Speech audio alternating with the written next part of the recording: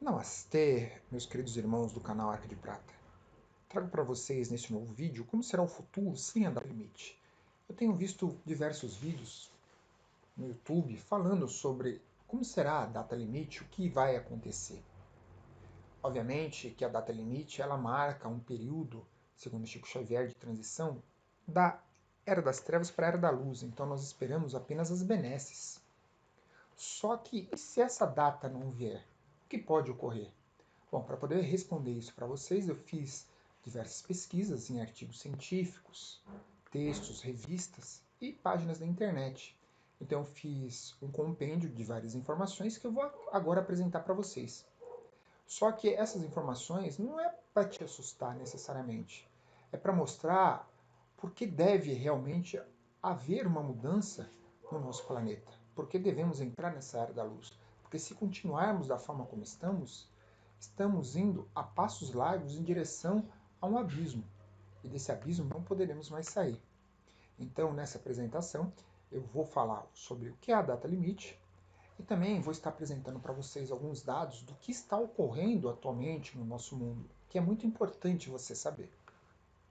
Bom, para podermos falar necessariamente sobre como será um futuro se não houver a data limite, precisamos entender o que é a data limite.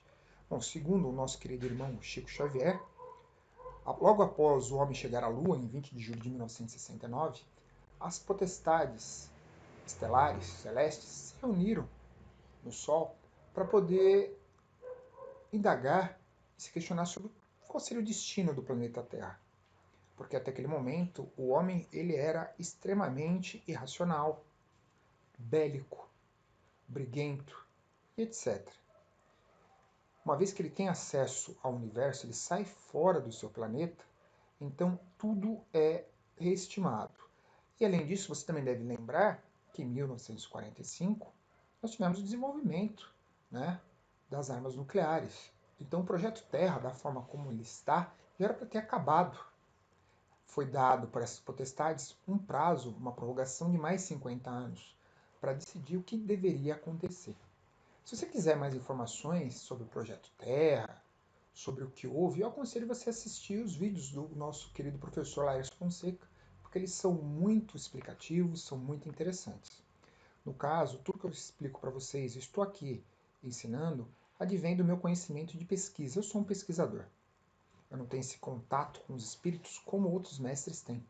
Eu pesquiso, sou um autodidata, eu digiro a informação e eu compilo ela de uma forma que as pessoas possam entender.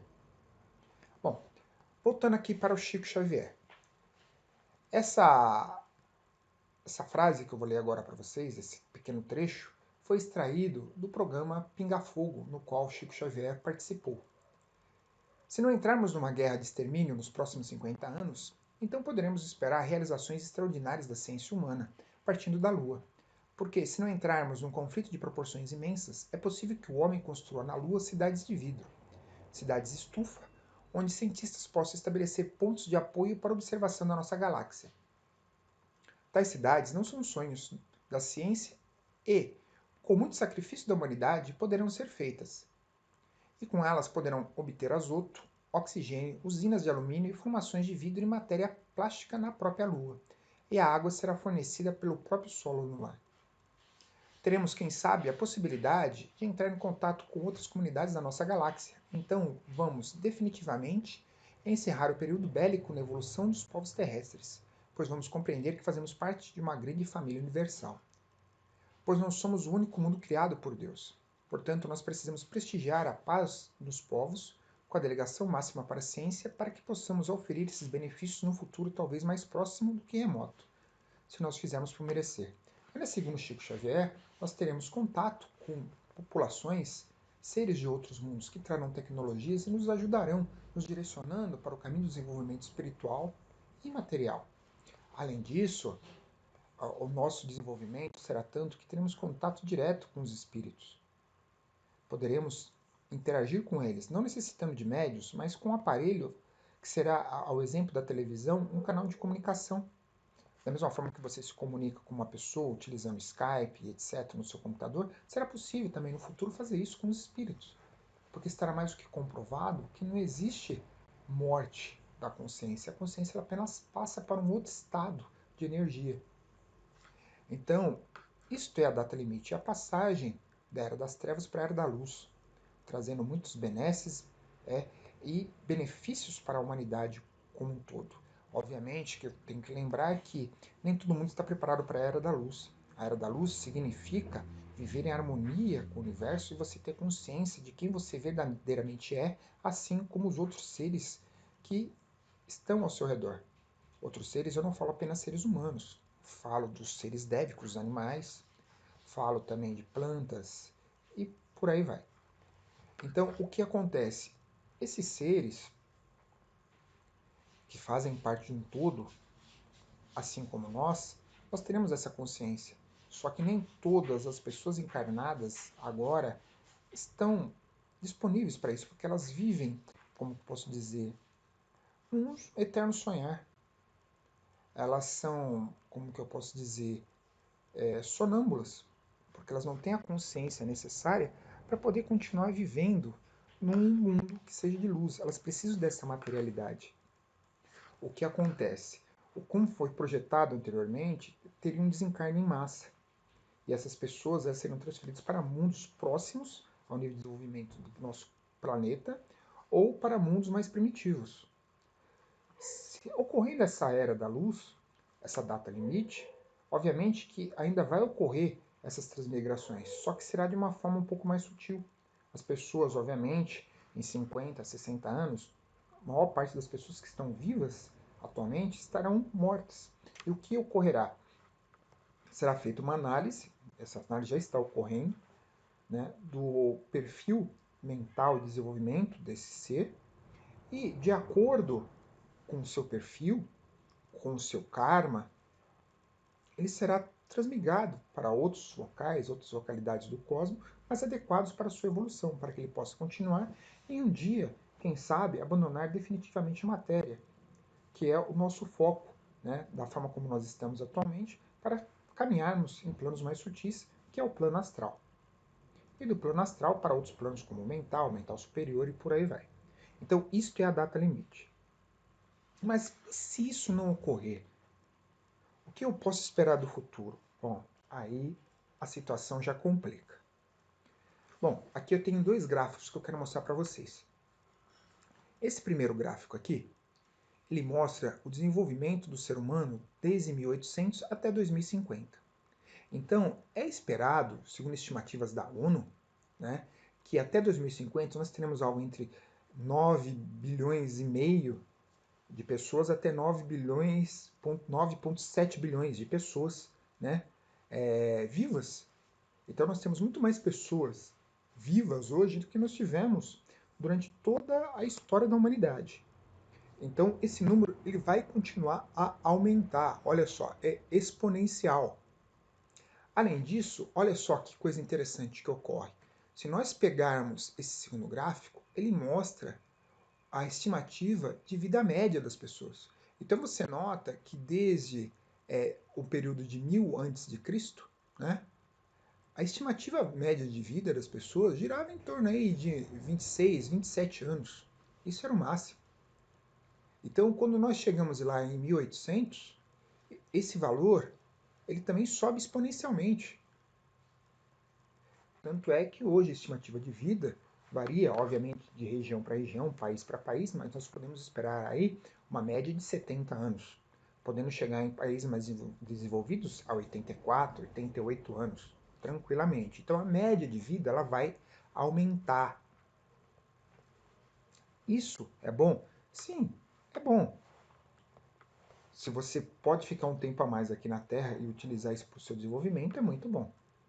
Mas olha só, vamos agora falar um pouco sobre a água. Não sei se você sabe, mas a maior parte da água existente no planeta Terra ela não está disponível. Ela está, a maior parte, em calotas de gelo, né? Ou no oceano. No oceano é 97,4% da água disponível, só que água salgada. Nós não utilizamos água salgada, nós não podemos viver com água salgada. A água doce é apenas 2,6%. Só que dessa água doce, né, a maior parte está em calotas. e geleiros, sendo que das águas subterrâneas também vamos ter um alto índice, né, de águas que estão reservadas. O que sobra para a gente na superfície é exatamente 0,01% de toda a água doce, aliás, de toda a água no planeta Terra. Então nós temos a maior parte dessa água em lagos, e uma parte constitui a umidade do solo e a outra está na atmosfera. Então não temos muita água disponível. Olha só também que interessante, a disponibilidade de água, né, nesse mapa, desde 1950 até 2025. Então nós podemos ver que está aumentando a escassez de água. Felizmente, aqui na América do Sul, nós temos muita água disponível. Na realidade, 26% dessa água doce disponível está na América do Sul e nós só temos 6% da população mundial. Já a Ásia, ela concentra 36% da água doce e contém 60% da população. Então, para nós, é uma certa forma até cômodo, por isso que existe grande desperdício. Mas muitos países lá fora já estão de olho na água aqui, porque ela sabe que isso aí vai ser requisito, vai gerar guerras por causa de água. Essa falta de água vai ser motivo de guerras tremendas. Já acontece em algumas localidades, principalmente na África, e isso pode estar ocorrendo com o mundo também, porque com a escassez, ninguém vai querer saber, aquela coisa, está na América do Sul, mas é meu quintal. Eu vou lá e vou tomar essa água. Pode ocorrer sim. Então nós vamos ter muita bagunça, muita guerra, se continuar da forma como está, por causa de falta de água. Olha só, ainda continuando. Atualmente, o consumo mundial de água já é de 3,8 trilhões de metros cúbicos por ano, né? Sendo que nós utilizamos 2,5 trilhões de metros cúbicos apenas para a agricultura. 50% da população mundial não possui serviço de saneamento básico. O que é esse serviço de saneamento básico? É tratamento de esgoto, é tratamento de lixo e etc. Devido a isso, nós temos uma média de mortes de 8.000 crianças por dia, né, devido à água insalubre e falta de saneamento. Isso atual. Isso vai aumentar com a crise hídrica, tá?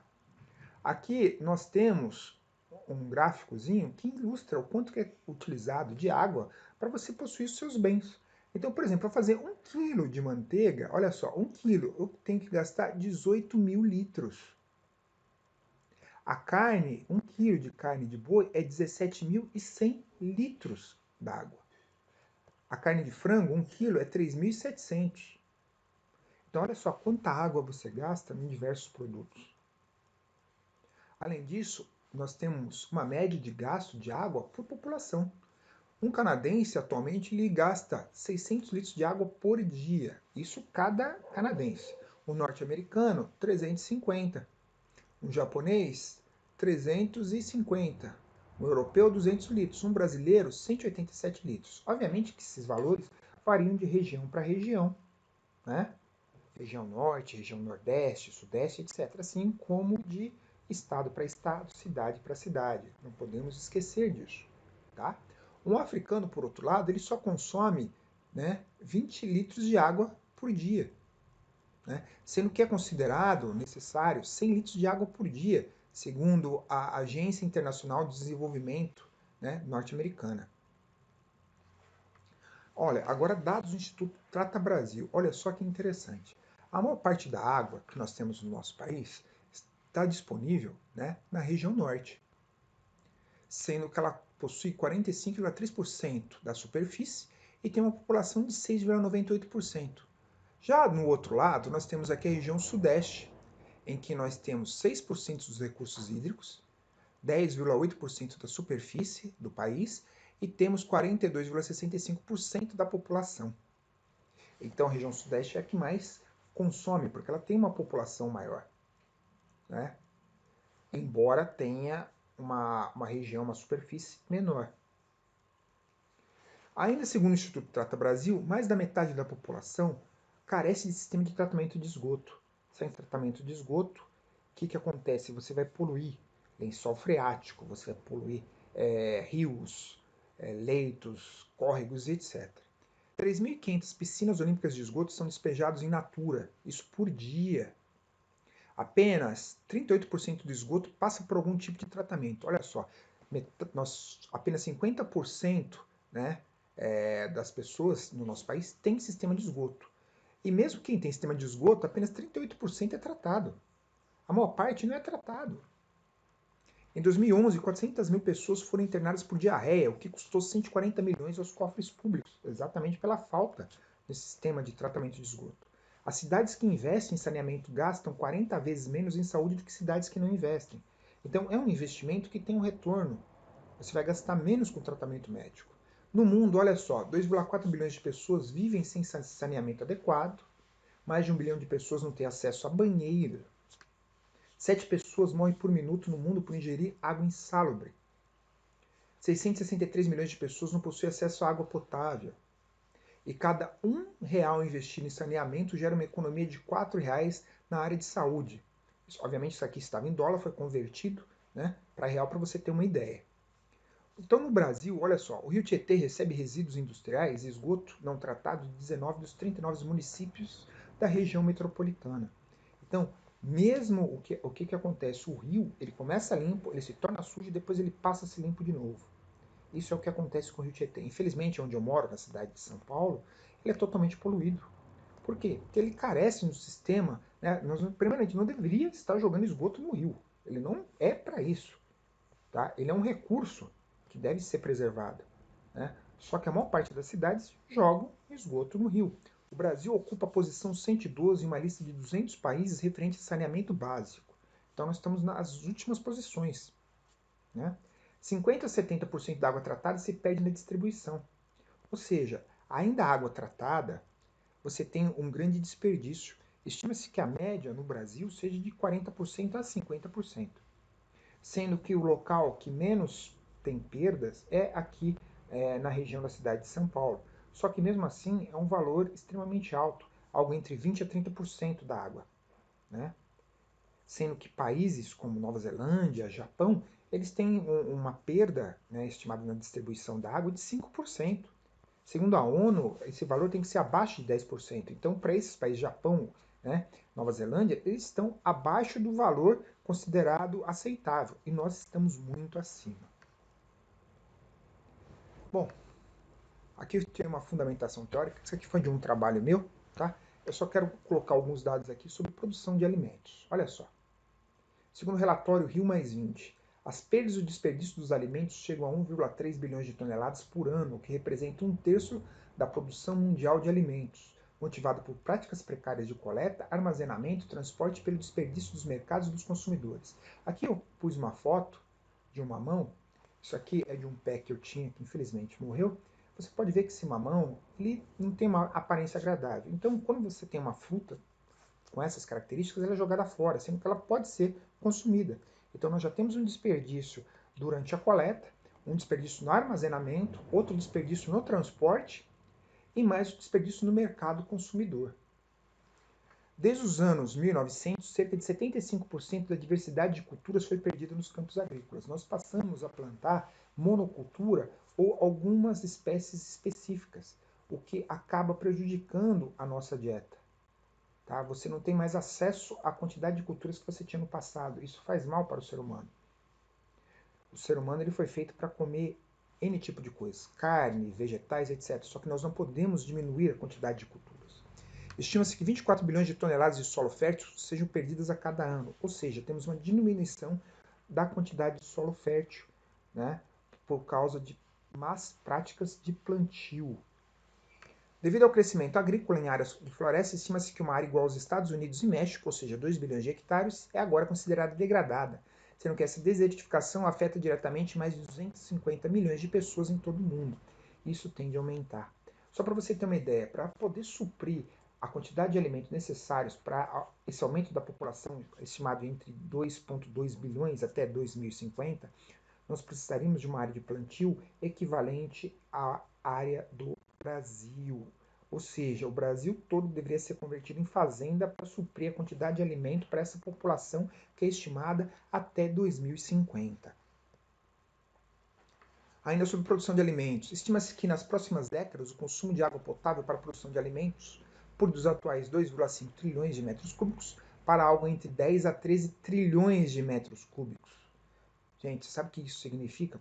Nós temos um grande desperdício de água. Né? A água ela não é perdida somente na cidade, ela é perdida também na irrigação. Você pode fazer irrigação por aspersão, né? Diversas formas, né? De plantio que permite que você use menos água.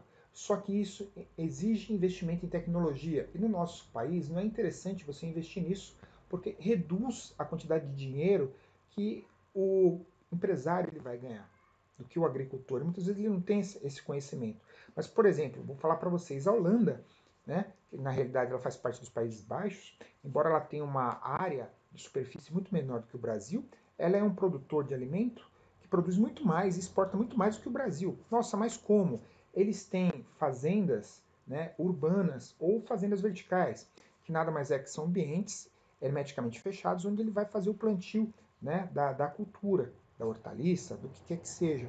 Então, como é um ambiente fechado, ele consegue dosar a quantidade de água, alimentos, né, fertilizante, etc. Sendo que ele também reduz a quantidade de agrotóxicos, sendo que o Brasil, pelo contrário, é o país que mais consome agrotóxicos no mundo. Né? Isso tende a crescer. Estima-se atualmente que um brasileiro ele consuma anualmente o equivalente a 5 litros de agrotóxicos. Né? Isso por ano. Isso porque vem na nossa própria alimentação. Eu não sei se você já teve a oportunidade de provar um alimento que seja orgânico. Você vai ver que ele é leve, ele tem um outro sabor. Né? Muitas vezes não tem o mesmo tamanho, né, de um que foi produzido com agrotóxicos, obviamente, mas o sabor dele é outro. Bom, 12 bilhões, o equivalente a mais de 10 milhões de toneladas de alimentos, ou 35% da produção agrícola, é jogado fora diariamente, isso segundo dados do Serviço Social do Comércio de 2009. 1,4% do PIB em alimentos não aproveitados ao longo da cadeia produtiva, né, isso é desperdiçado, representa um rombo de 17,5 bilhões no faturamento do setor agropecuário.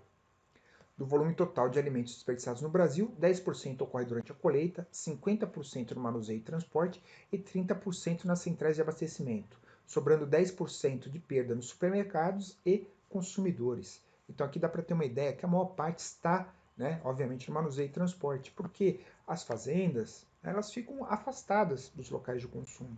Se você tivesse isso mais próximo, né, você conseguiria reduzir isso, né, essas perdas. E você teria um alimento de maior qualidade, porque ele já sai fresco para o consumidor, menor quantidade de desperdício, etc. Mas vamos continuar. Isso aqui foi só produção de alimentos. Olha só, nós também temos dados sobre a parte das condições climáticas. Então, grandes cidades do mundo enfrentarão condições climáticas desconhecidas até 2050. Conforme as condições climáticas estão aumentando, seja por causa da poluição, né, como obviamente exposto por diversos cientistas, isso vai se agravar, vai aumentar a temperatura do planeta e isso vai afetar as cidades, principalmente as cidades próximas às áreas costeiras. Então, 1/5 das grandes cidades do mundo enfrentará condições climáticas desconhecidas até 2050, disseram pesquisadores nesta quarta-feira, já que as temperaturas em elevação aumentam os riscos de secas e inundações. Cientistas de clima do Crowther Lab, grupo de pesquisa da ETH Zurich, uma universidade de ciência e tecnologia, analisaram 520 cidades de todo o globo, incluindo todas as capitais e a maioria dos centros urbanos, com uma população de mais de 1 milhão de habitantes. Considerando as condições climáticas atuais das cidades, inclusive dados sazonais de precipitação, os cientistas projetaram o que acontecerá se as temperaturas subirem outro meio grau, aproximando-se do piso da meta de 1,5 graus Celsius estabelecidas no Acordo de Paris de 2015 sobre a mudança climática.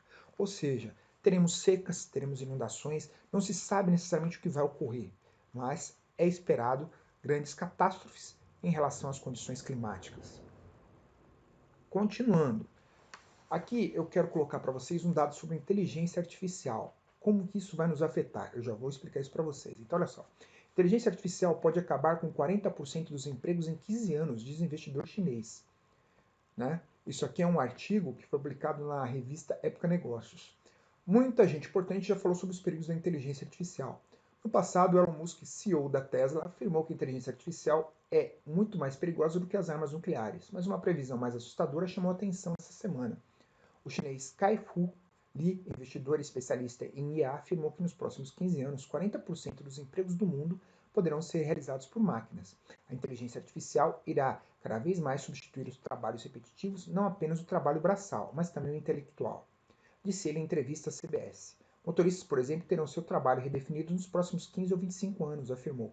Ele disse, contudo, que as máquinas nunca serão capazes, não serão criativas ou capazes de expressar empatia, algo que dá um diferencial aos profissionais humanos. Olha só, eu sou, a minha área de estudo, necessariamente de formação, é na área de tecnologia. Então, eu estudo IA, eu estudo diversas formas de tecnologia, que é algo que eu gosto. Então, eu posso afirmar uma coisa para vocês. A inteligência artificial, da forma como ela está hoje, ela já é capaz de substituir muitas profissões, não só braçais, mas intelectuais. Tá? Por exemplo, eu vou citar o que vai ocorrer, né, no futuro. Muitas profissões intelectuais, por exemplo, vamos pegar profissionais da área de direito.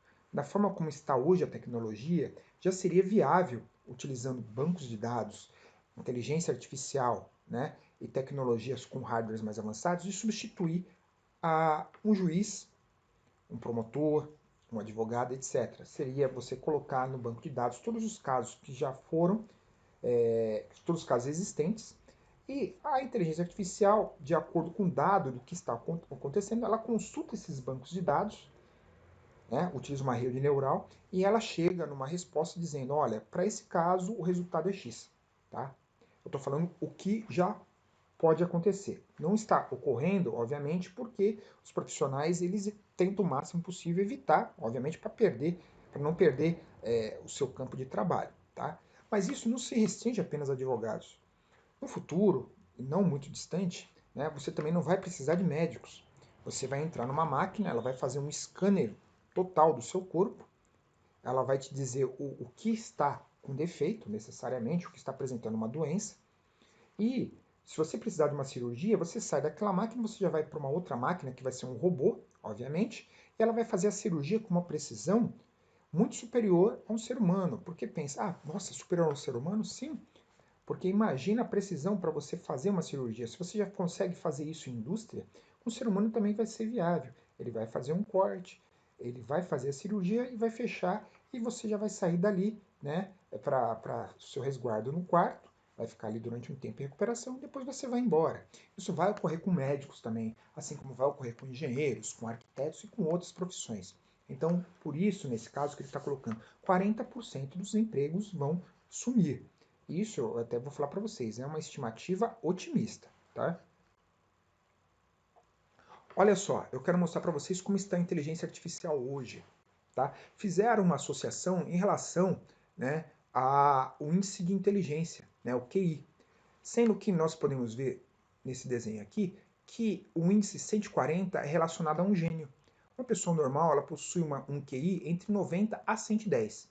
Atualmente, as inteligências artificiais, da forma como elas estão, elas possuem no máximo, se você for ver aqui, ó, 32,92, que é o Baidu. Esse índice ele é inferior a uma criança de 6 anos. Né? Aliás, desculpa, o Google, que é o superior, é 47,28, que também é inferior a uma criança de 6 anos. Então eu não preciso me preocupar, a inteligência artificial vai demorar para substituir o homem.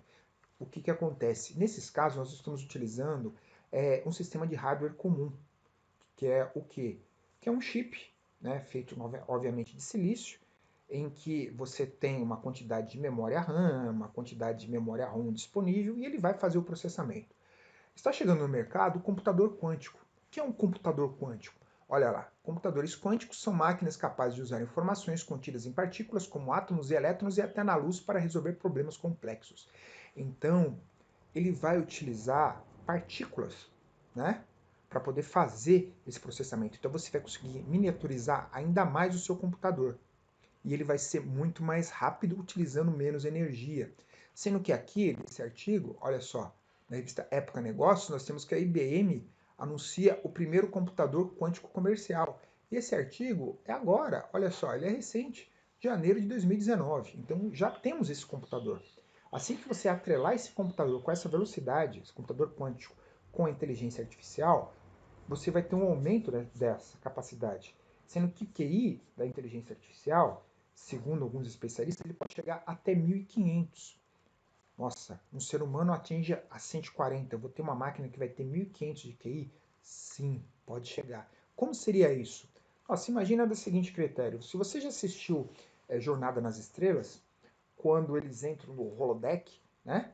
onde tem aquela projeção, né, de hologramas, tudo aquilo é feito em tempo real.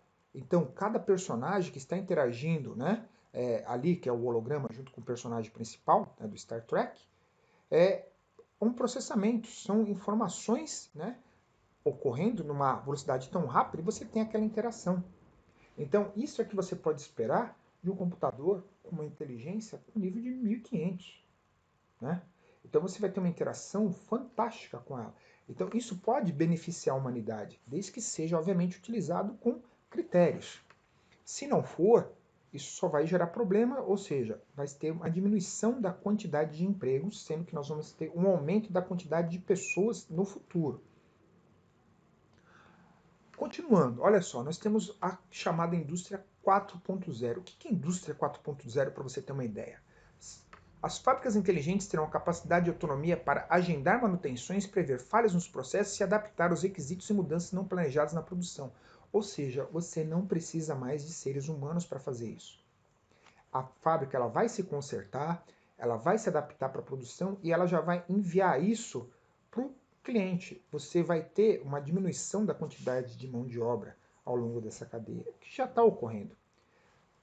Pega um exemplo, por exemplo, do carro da Tesla. Ele já está sendo preparado para dirigir de uma maneira autônoma. Você vai entrar no carro, você vai falar para onde você quer ir e o carro vai te levar. Né? Você vai assistir um filme, você vai dormir, etc. Hoje, né, quando você não quer dirigir, você pega um Uber, você pega um táxi. Né? Mas você ainda tem uma pessoa dirigindo. Eu acredito que em 15 anos, no máximo, isso já não vai ser necessário. Você vai entrar nesse carro, só vai dizer para onde você quer ir e ele vai te direcionar. Né? Isso da maneira mais simples, já está ocorrendo. Tá? Em alguns locais você já tem, mas essa tecnologia ainda está sendo desenvolvida mais e mais para evitar, né, acidentes, né, que ainda pode ocorrer por causa de falhas. Olha só, esse outro ponto também é extremamente importante. Esses dados são de 2018. Super ricos estão ficando com quase toda a riqueza à custa de bilhões de pessoas. Né?